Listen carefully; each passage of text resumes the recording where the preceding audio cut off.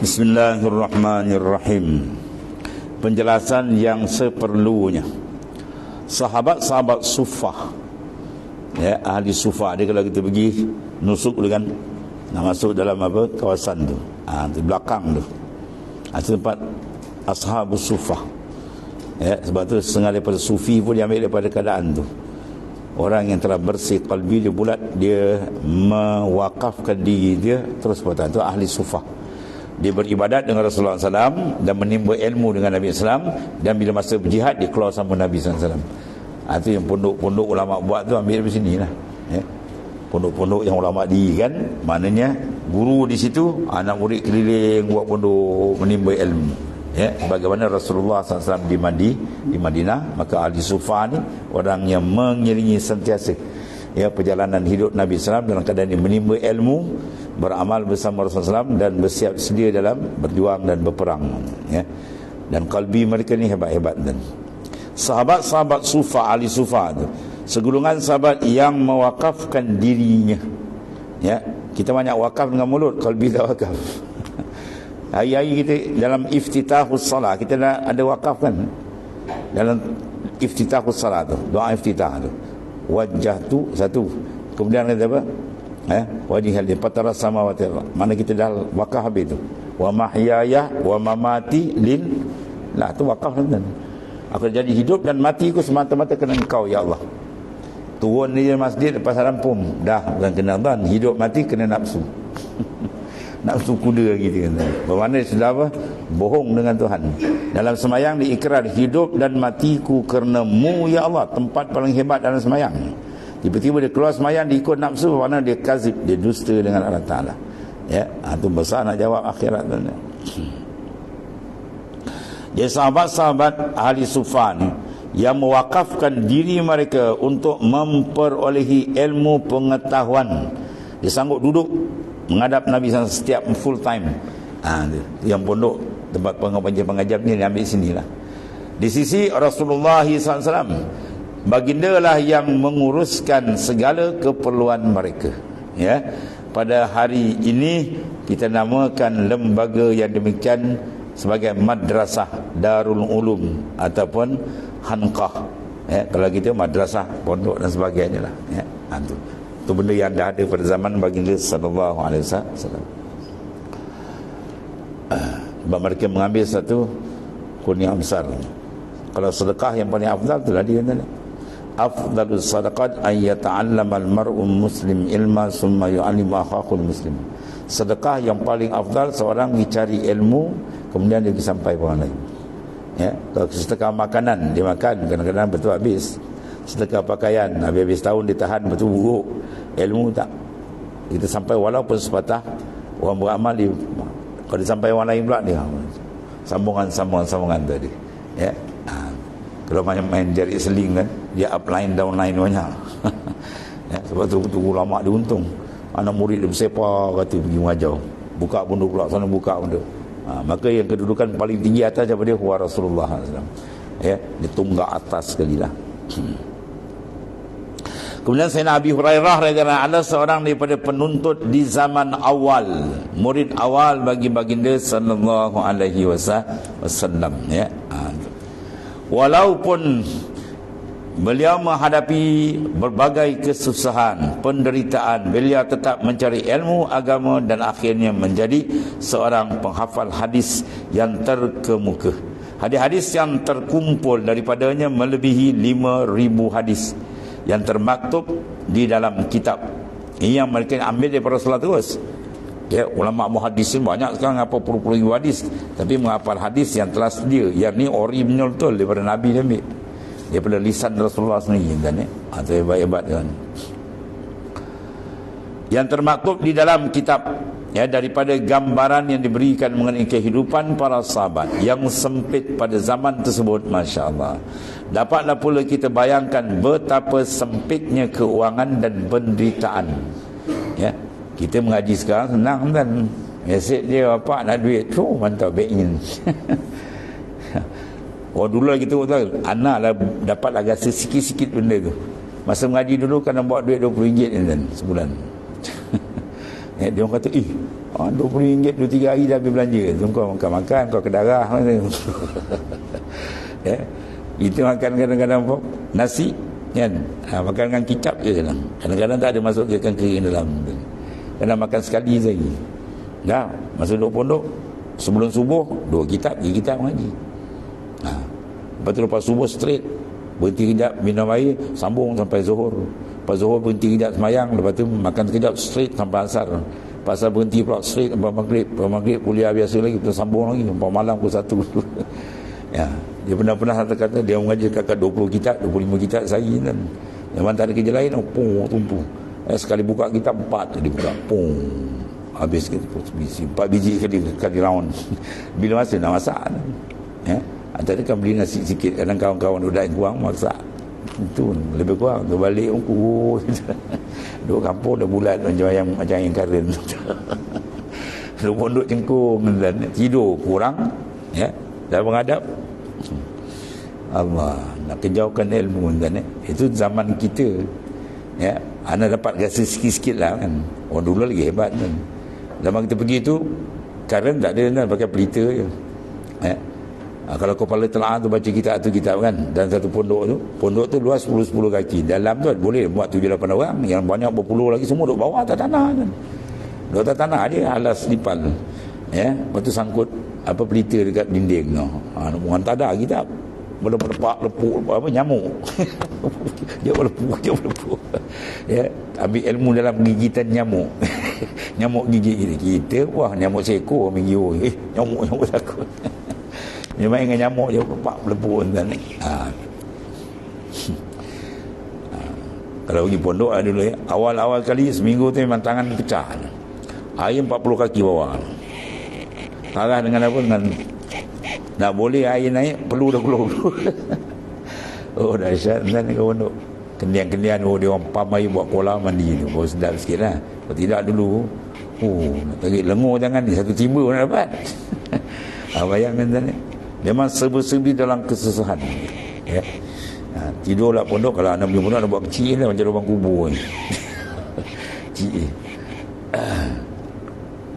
Rasa tu lah. Kebetulan pula tu tak nak jadikan pula. Keluarga susah, bapak tak ada kan. Mak kadang-kadang tahu duit sebulan RM20, kadang tak ada. Dia bila mengaji, gangguan kefikiran tak boleh ada. Tak ada duit, kita pinjam kawan terus. Jangan sibuk benda tu. Besok cuti, dia kerja kontrak apa tu bayar balik. Macam tu je. Kalau kita duduk mengaji, duduk fikir duit tak boleh masuk, ilmu tak boleh masuk. Zero akan betul-betul kepala menghadap. Kita pinjam dah hutang kawan dulu. Macam tu boleh beli ilmu kan. Tapi kebanyakan kalau di pondok dulu yang jadi pun yang macam susah. Yang senang tu bapak hantar sukup makan kadang-kadang sekejap je 3-4 jam dia cabut lagi balik. Betul-betul tu. Kalau cerita susah-susah kita dah biasa lalu dah benda tu. Biasa lalu dah.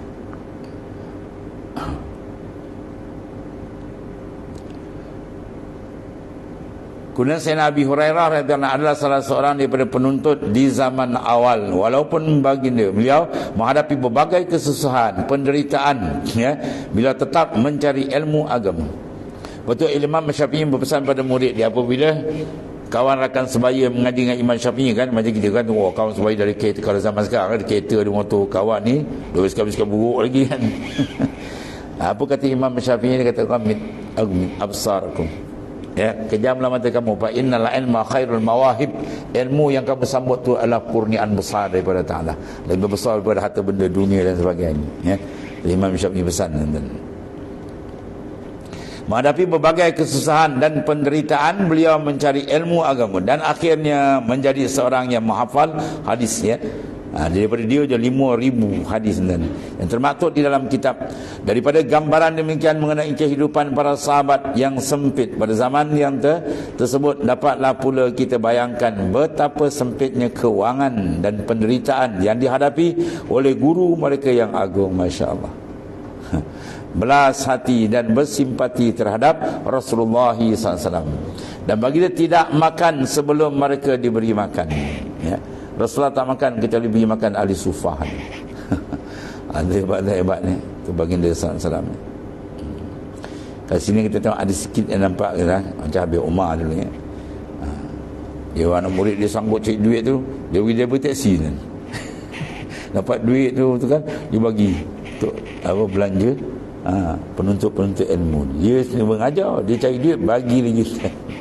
Dahsyat orang tu sebab keberkatan dia banyak. Tapi kalau di pondok memang dia tak ada apa tu, untuk guru tak ambil langsung, atau sen pun duit dia tak ambil, dia mengajar untuk ikhlas terus. Yang datang tu pandai-pandai masing, bawa pondok sendiri. Cuma bayar yuran sebulan RM3 duit api air. Bukan masuk tugu tak ambil langsung. Itu berkat keikhlasan dia mengajar tu. Allah. Bagi dia tidak akan makan sebelum mereka, siapa mereka? Ahli Sufah tu.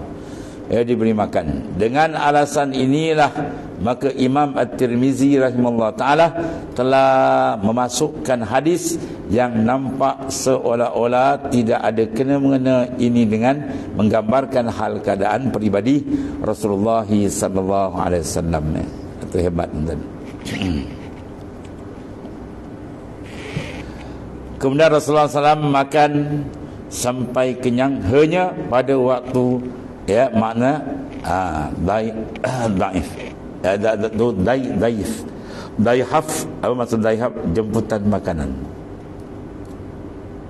Dipanggil dihaf. Malik bin Dinar rahimahullah ta'ala berkata bahawa ma syabi'a Rasulullah SAW min khubzin qat wala lahmin illa ala dhafaf. Ala dhafaf. Dhafafin dihaf jamak. Rasulullah SAW tidak pernah makan kenyang. Rasulullah tak makan, tak pernah kenyang. Kita pula jarang-jarang lapar. Rasulullah tambat perut dengan batu, kita pula perut kerah macam batu. Kan? Sumbat. Kadang nak tidur sumbat lagi kan. Dah macam lembu yang kebau. Tahu? Tengok kebau malam dia kunyah. Allah. Tidak pernah kenyang.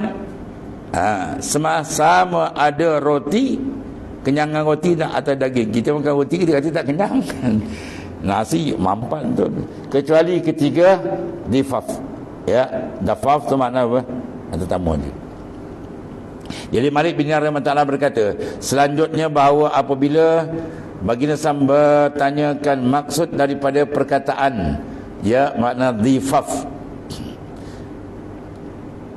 daripada seorang badui, dia memberi tahu bahawasanya difaf apa makna? Bermaksud makan bersama-sama orang lain. Sebab sunat ra'i bagi kita kalau orang makan, jangan makan dalam jemaah kan, dulang ke atau sebagainya. Sunat bagi kita ra'i dia. Kalau dia nampak tengah makan tu, kita dah kenyang kan, kita tambah sikit, layan sikit-sikit. Yang tengah makan diuluk, basuh tangan. Tangan. Itu menyakitkan orang. Jadi perli kawan tak berhenti diuluk basuh tangan. Ambil itu. Jangan itu. Itu izak haram tu, menyakiti orang. Bahkan disunat kita layan. Kawan tu makan kan, tengah sedap kan, mungkin dia lapar sangat kan. Jadi kita ni dah kenyang. Jadi kita, kalau kita berhentikan, dia malu pula. Sunat kita ambil, kita layan sikit-sikit. Jangan kita berhenti dulu. Kawan tengah laju, kita ambil sangat-sangat dia bersangat. Kawan ni tengok laju. Bahkan dalam Ihya disebut, di antara makanan yang tidak dihisap ialah makanan dalam jemaah. Dan jemaah tu satu kelebihan tu lagi, besok makan tu tak dihisap di akhirat. Sebab tu maknanya sembahyang berjemaah, yang makan berjemaah boleh lebih sembahyang lagi lah, makanan rohani. Jadi maknanya kita layan tetamu tadi, itu setengah daripada itu. Ketiga itulah makan, dia rasa mungkin kenyang sikit. Lain tak ada, Rasulullah tak makan tanpa kenyang. Makan ketika lapar, berhenti sebelum kenyang. Sebab dia kata luqaimah. Luqaimah ni mana beberapa suap ni. Luqaimatum yukimna sulbah, beberapa suap yang mendirikan tulang belakang, sekadar mengambil kesihatan saja. Itu di antara akhlak Nabi SAW dalam menghadapi makanan. Dan di sini ada satu pancaran nur daripada hadis Nabi sendiri itu dalam bab makan. Iza aqallur rajul at-tu'mah mulia jawfu nuran. Apabila seorang mensedikitkan makan, kata baginda sallallahu mulia jawfuhu nuran, Tuhan penuhkan hati dengan nur. Nur iman, nur lazat dengan Tuhan. Semua Tuhan banyak, Tuhan akan beri. Bila apa? Dia sedikit. Mana bila sedikit, hati dia tidak letakkan urusan untuk makan dalam hidup. Bukan matlamat makan. Hidup dia bukan makan jadi matlamat. Matlamat ialah Allah Subhanahu wa taala. Kemudian catatan wallahu a'lam.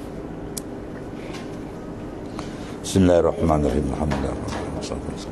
Sayyidina Maulana Muhammadin ala Allahumma ighfir lana ya Allah fa inna khairal anta. Alhamdulillah.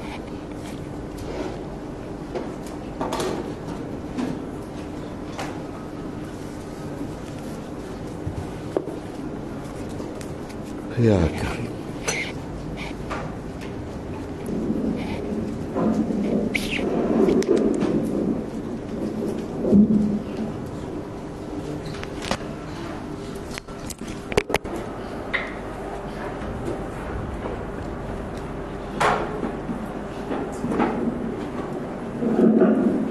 Bismillahirrahmanirrahim. Assalamualaikum warahmatullahi wabarakatuh. Kepada semua